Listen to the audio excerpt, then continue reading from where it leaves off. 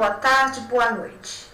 Hoje, dia 19 de junho de 2025, vou trazer algumas atualizações para vocês. Sejam bem-vindas, abelhas, girassóis, também sejam bem-vindos, mentes inquietas e mentes inquietantes.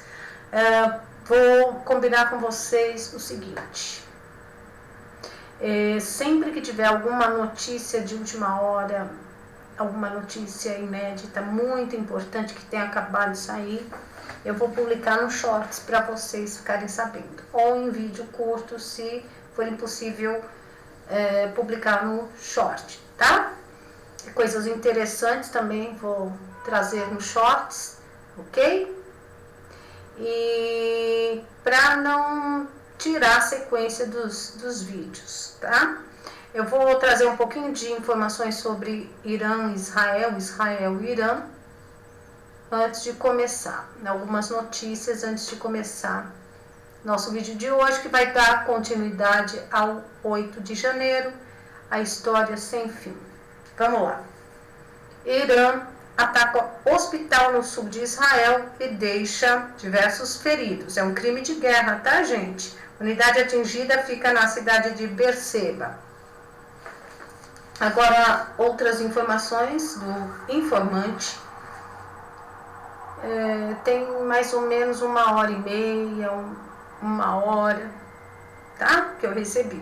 Grandes explosões em Odessa, Ucrânia, neste momento. Grupo local do Telegram compartilha vídeo de explosão iluminando o céu noturno. Intenso bombardeio israelense em Shiraz, nas montanhas atrás de Sultan Abad, no Irã. Irã emite aviso para evacuar reator nuclear de Dimona. Teherã está sendo abalada por ataques aéreos massivos da Força Aérea Israelense esta noite.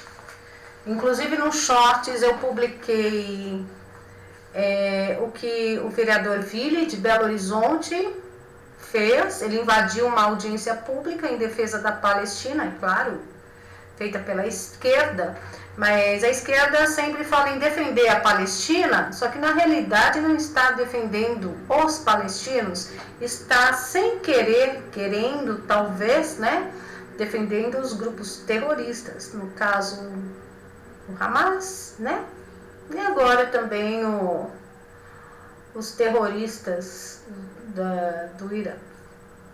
Mas ele tem um show, depois vocês vão lá no short para conferir. E amanhã eu vou publicar o que o vereador, um outro vereador, fez também, com um corte tramontina, como só a direita faz.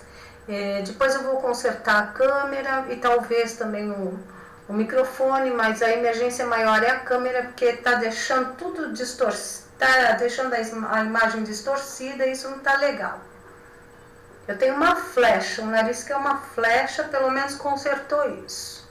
Tá mais bonitinho o nariz. Meu nariz é firme, vai lá para baixo. Pelo menos consertou isso, deixou ele mais gordinho. Gente, vamos lá. Agora eu vou dar mais algumas notícias e vamos embora para 8 de janeiro, a história sem fim. S3F suspende julgamento sobre oposição a desconto sindical. Ministro André Mendonça pediu vista da análise sobre o tema. Morre Francisco Cuoco aos 91 anos. Sob pressão do IOF, Lula libera mais de R$1 bilhão em emendas.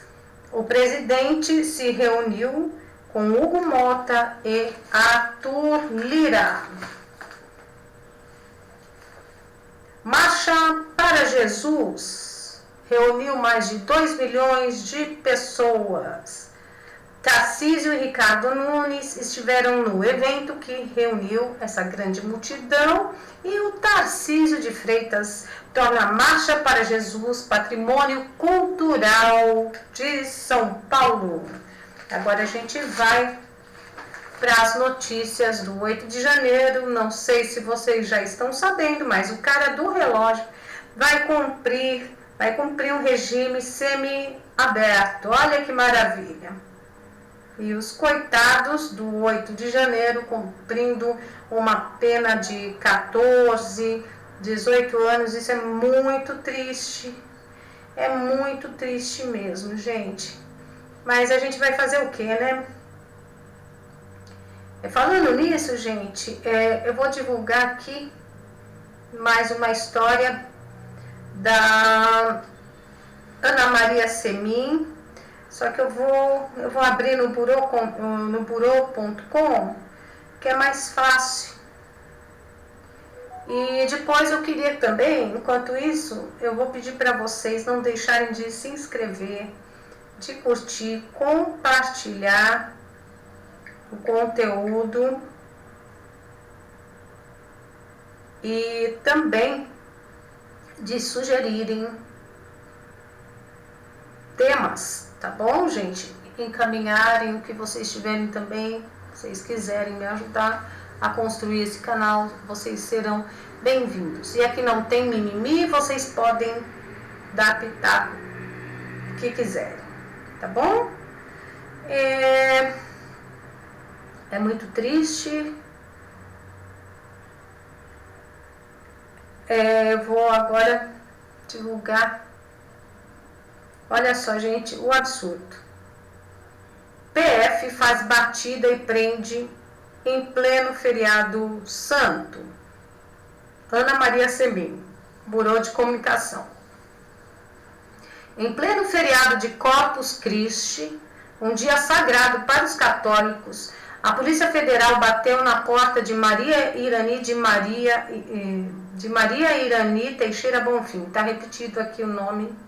55 anos, para levá-la ao presídio Colmeia, onde cumprirá pena de 14 anos de prisão. Desde 14 de maio de 2024, estava aberto um mandado de prisão solicitado pelo gabinete do ministro. Tá, gente? O marido, Jamildo Bonfim de Jesus, 62 anos, já está preso desde o ano passado e encontra-se muito doente no CIR do Complexo Papuda. Tá na Papuda, gente. Ele também foi condenado a 14 anos pelo 8/1. A prisão de Maria Irani acontece exatamente no mesmo dia em que o depredador do relógio, isso eu quero que vocês gravem, o depredador do relógio que fez questão de aparecer com a camiseta do Bolsonaro, sendo que nos quartéis era regra ninguém usar camiseta de Bolsonaro. Vocês se lembram disso, gente? Quem frequentou quartel ou cobriu alguma coisa em quartel sabe muito bem disso, que era proibida a camiseta do Bolsonaro em quartel. Pois é, esse cara,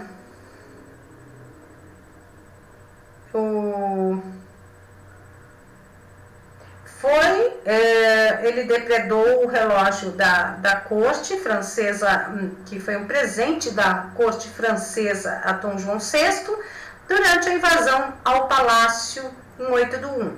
O nome dele é Antônio Cláudio Alves Ferreira. Ele foi condenado a 17 anos, só que ele saiu em regime semiaberto e sem tornozeleira eletrônica, tudo armado como a gente bem sabe, né? Ele saiu sem tornozeleira eletrônica. Ferreira recebeu a progressão de regime fechado para semiaberto pelo juiz da Vara de Execuções Penais de Uberlândia, Lourenço Migliorini Fonseca Ribeiro, que alegou boa conduta carcerária do elemento. É a justiça seletiva que serve ao regime, sem dúvida alguma. Hoje fomos pegos de surpresa com o retorno da dona Irani ao cárcere. Ela tem algumas cirurgias para fazer que já estão marcadas. Além do mais, ela vinha cumprindo todas as cautelares e tem todos os relatórios de cumprimento no processo, comenta a advogada da Associação dos Familiares das Vítimas do 8 de janeiro, Asfav, doutora Carolina Siebra. Quanto a liberar uma pessoa do presídio que depredou, esse realmente fez. É um depredador, tinha que cumprir em regime fechado. Se bem que o povo do MST, né, na época do Temer, que fez bem pior, quebrou e incendiou coisas, né, não pegou nada, né? Enfim.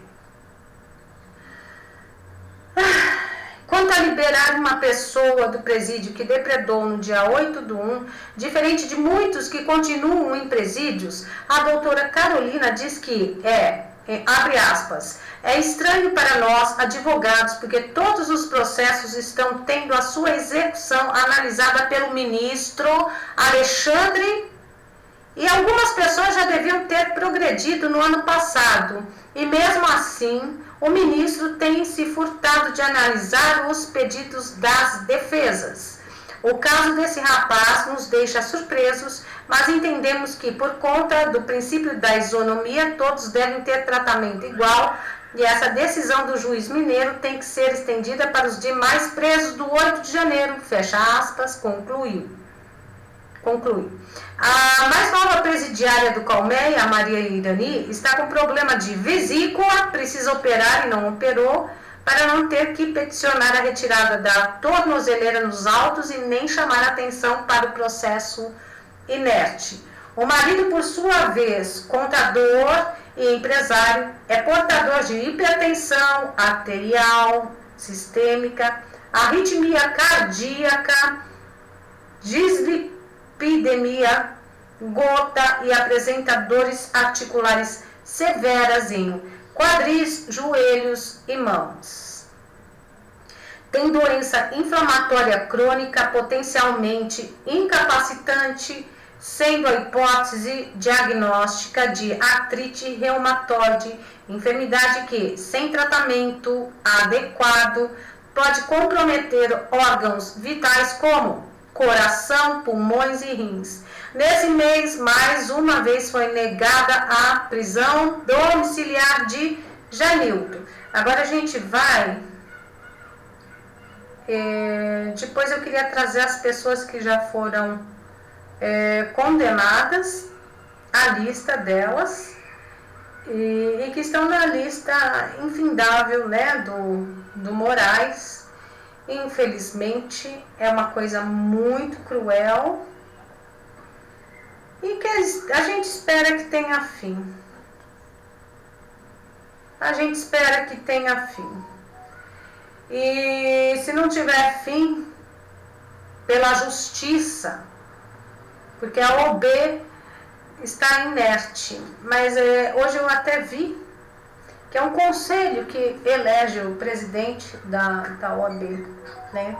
Então, não são os próprios advogados diretamente. Então, sempre tem terceiros. É mais ou menos como se fosse eleição indireta, entendeu? É por isso que é esse prostíbulo todo. E que a lei funciona para algumas pessoas e para outras não.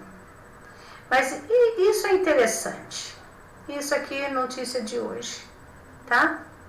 É muito triste, deprimente.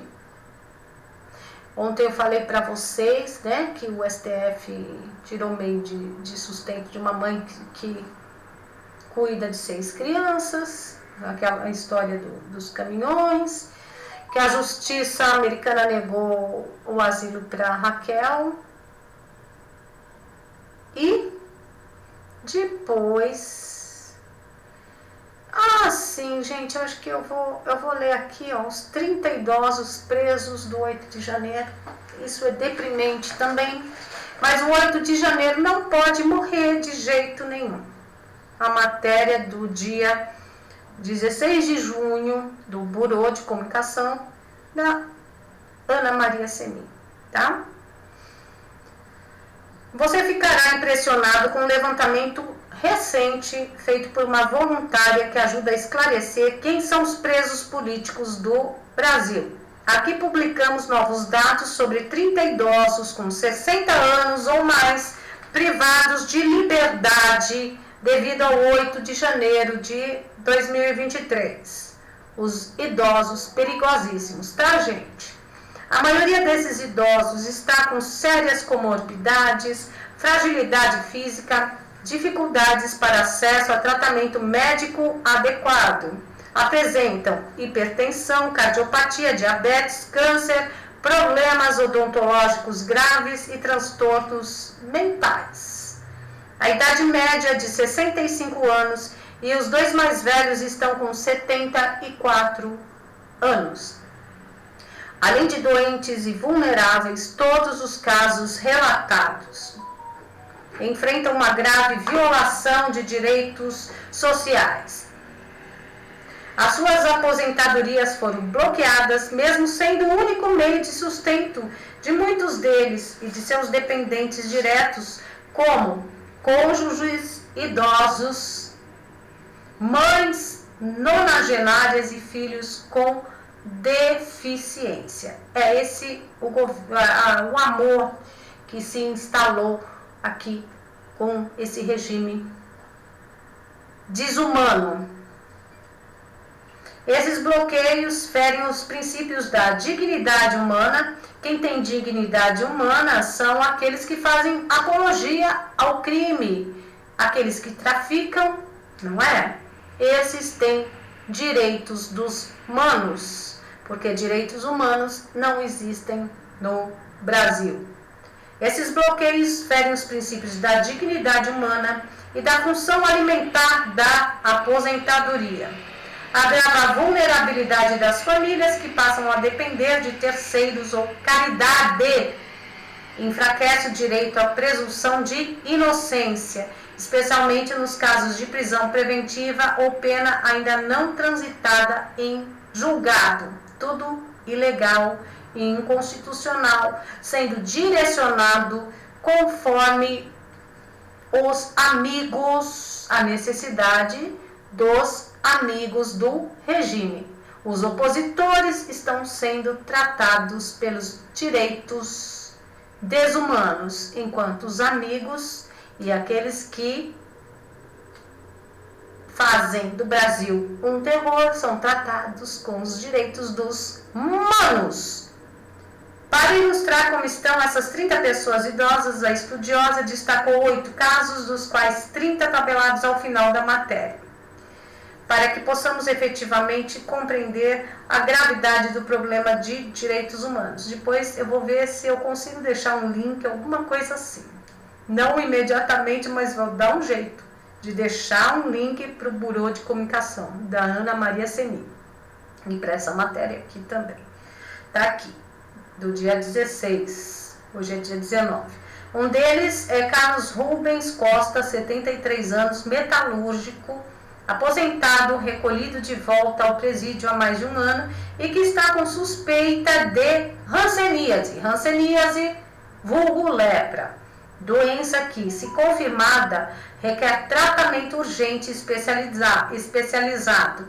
Perdeu dentes da frente e está com grande dificuldade para se alimentar por ter seu tratamento odontológico interrompido pela prisão. A Maria de Fátima Mendonça, 70 anos, dona de casa, hipertensa, sofre com depressão severa e tem limitações cognitivas. O Antônio Teodoro de Moraes, 71 anos, é bancário aposentado, empresário da Ativa, diabético, preso em regime fechado desde 13 de março de 2025, cumprindo 14 anos de pena antes do trânsito em julgado. Foi detido enquanto trabalhava em Maringá, teve sua conta conjunta com a mãe bloqueada e está impossibilitado de cuidar da mãe de 92 anos. A Sônia Terezinha Poça, 67 anos, contadora aposentada, diagnosticada com câncer de pele, neoplasia maligna da pele C443, otite crônica, otorreia e otomastoidite, a Maria do Carmo da Silva, 63 anos, professora aposentada, submetida a uma longa pena em ambiente hospitalar prisional, que não cumpre seu propósito humanitário e parece mais um confinamento solitário que atendimento adequado.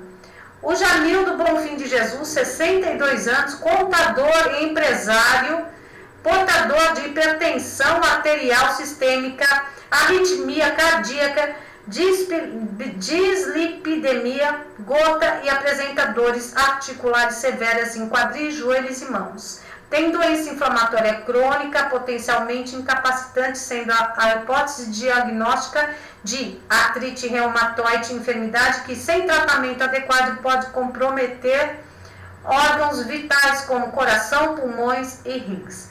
Marco Antônio Campos de Santos, 62 anos, aposentado, acometido por doenças osteoarticulares crônicas e dores intensas. Os exames médicos datados de 25/4/2025 confirmam o diagnóstico de espondilodiscoartrose lombar, causando dor crônica, limitação funcional e mobilidade prejudicada.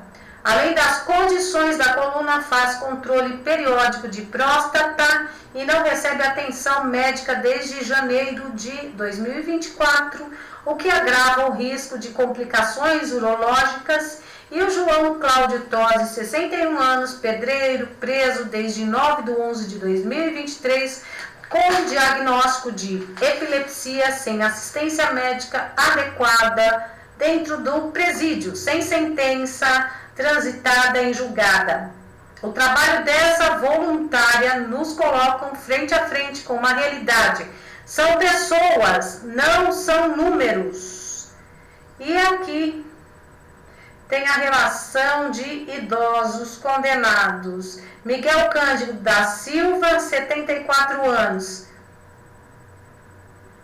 Vildete Ferreira da Silva, Guardia, 74. Iraci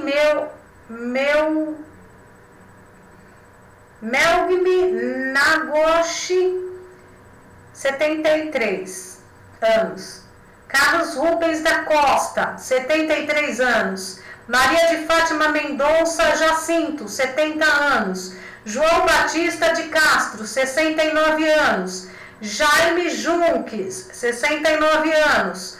Sônia Terezinha Poça, 67 anos. Jair Domingues de Moraes, 67 anos.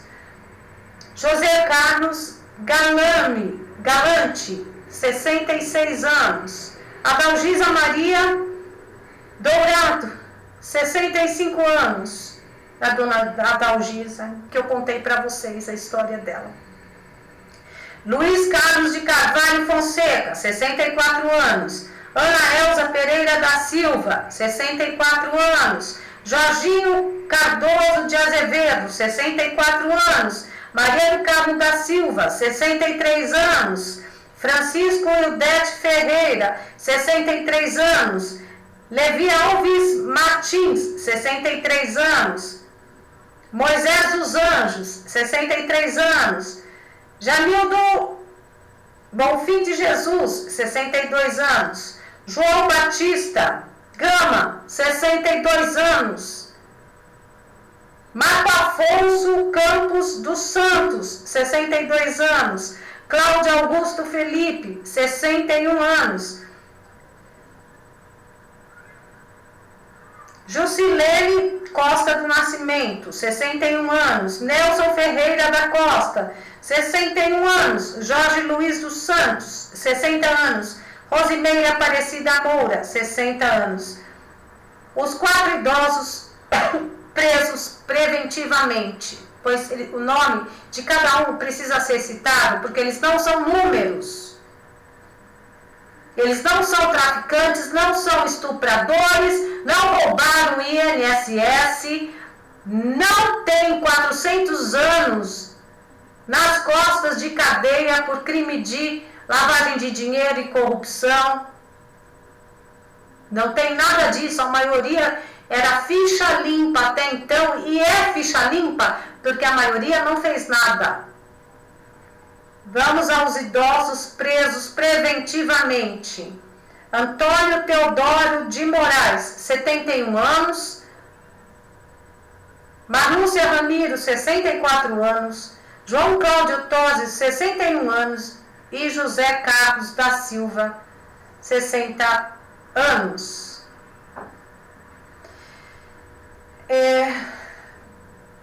Quem tem direito é... Agora, o idoso que teve direito foi aquele acusado de ter feito um monte de coisas, né? Com muitas mulheres e que leva o nome de Deus, né?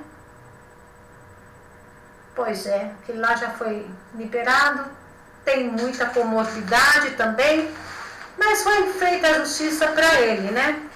Já que ele é muito, dizem que é muito doente, né? Pois é. E agora a gente vai ver quando vai ter fim essa história.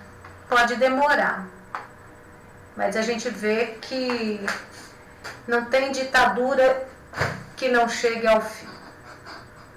Boa noite. Fiquem com Deus. Que só Deus para resolver isso.